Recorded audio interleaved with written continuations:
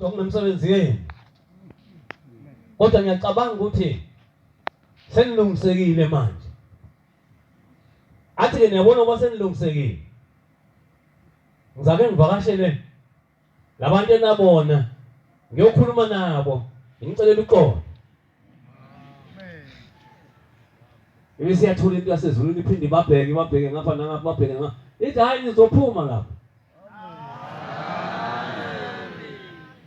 Bathi nabeqeda ukuthi amen iphinde ithule.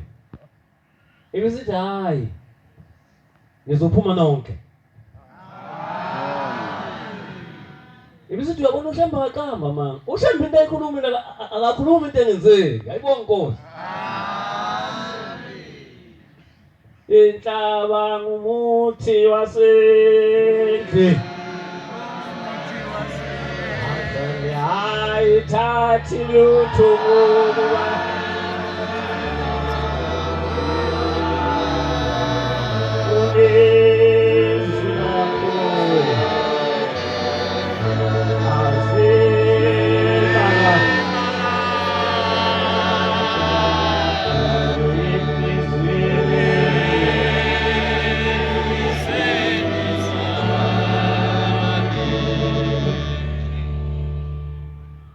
Kuyaba isabatha nenkonzo yokuvala akhuluma baqeda athi nya phumiladi o avala inkonzo bese kuphumiladi. Uthi ngaphumiladi isiyasukuma into yasezulwini ethi la ade sivakashele eqala kabusha ngolwesithathu. Ngolwesine kunayiboshwa intatha ephumile ejele. Kulaba manje waphumile ngolwesithathu ukhona oyedwa khona la. Ngicela ninikeze umbhobho antshela ukuthi kwenzekeni. Ngicela ninike umbhobho akhuluma asho ukuthi kwenzekeni ejele. Bancwele silandele indaba enkulu. Ngiyafisa ke. Ngisaphuma nje kancane kule ntshuma lombili umfundisi. Cala ngivule incwadi yaba Philip wesibili ngifundela amavesi amangaki. U2 no3 gcina 4. Ngivule incwadi yabaseKolose wesithathu. Ngifundela uverse 12 no13 gcina 14. Ebese ke eyasukuma lo mfana. Athi umfana mina ningibona. Ngingwalapha ya.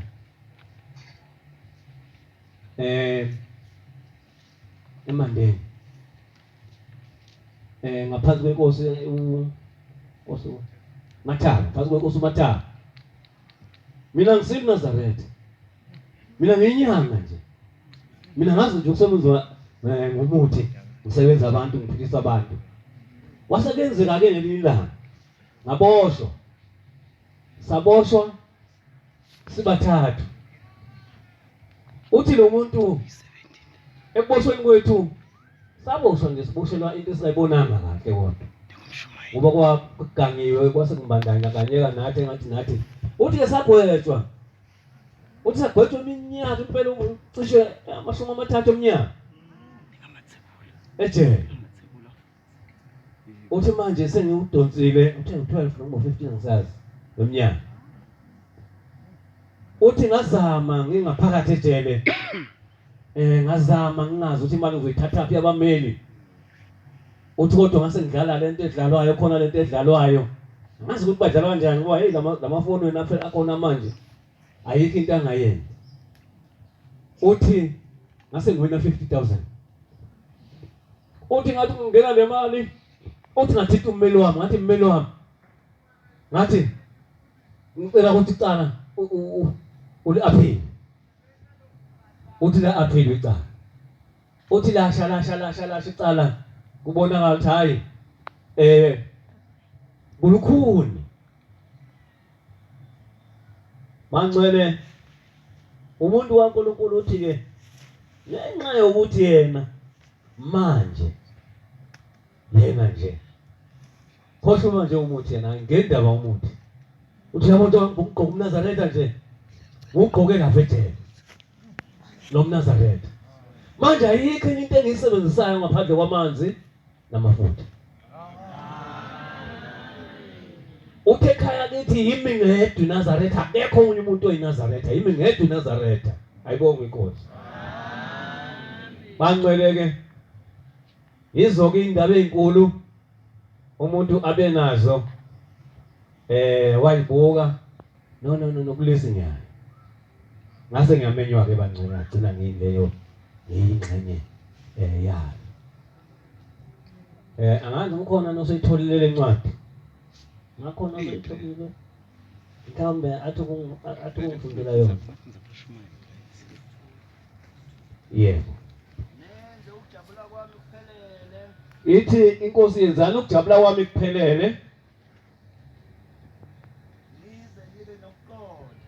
Nibe nokuqonda.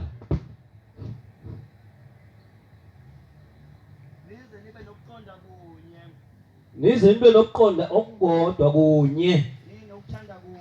Nokuthanda kunye. Nibe nomoya munye. Nibe inhliziyonye. Ningenzi lutho-ke nenkani. Nangokuziqhenya. Kepha ngokuthobeka. Kodwa lokho konke nikwenze ngokuthobeka. Akube yilowo ashaye sengathi bahle abanye kunaye. Akube ngiloyo nalowo ashaye sengathi abanye bahle sekunaye. Akube yilowo angabheki okwakhe, kepha abheke okwabanye. Akube yiloyo-ke uma ebheka angabheki nje okwakhe kuphela, kodwa abheke nokwabanye. Anibe nokuqonda. Anibe nokuqonda. Lokho ayenakho uKristu Jesu. Lokho abe nakho uKristu. Amen. Ayibonge. Bangcwele. Angazi uma ukhona nosayitholelele eyaseKolose. Isiyazidinga yezokumbonga. Thina babiziyo 3:12 Asabela ziyambonge 3:12 to 13. Mababukwe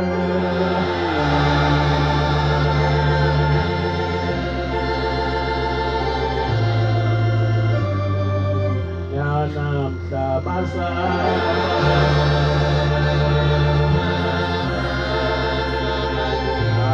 abadinenge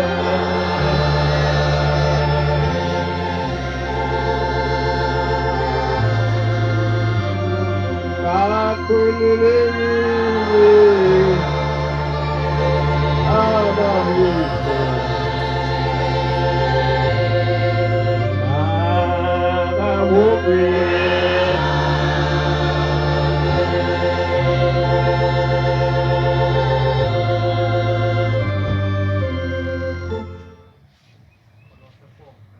Kolose 3 verse 12. Ngakho-ke lokhu ningabakhethiweyo bakaThixo, njengalokhu ningabakhethiweyo bakaNkulunkulu bunyazi lwezulu, abangcwele nabathandekayo, yembathani-ke imbilini yokubele, sisa nokuthobeka, ukuba bunene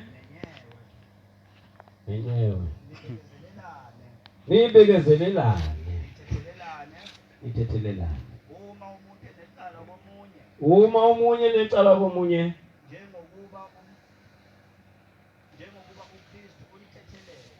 Nkosi ikusile. Ilawo mazwi bangcwele uNkulunkulu angiphathise wona kwanamuhla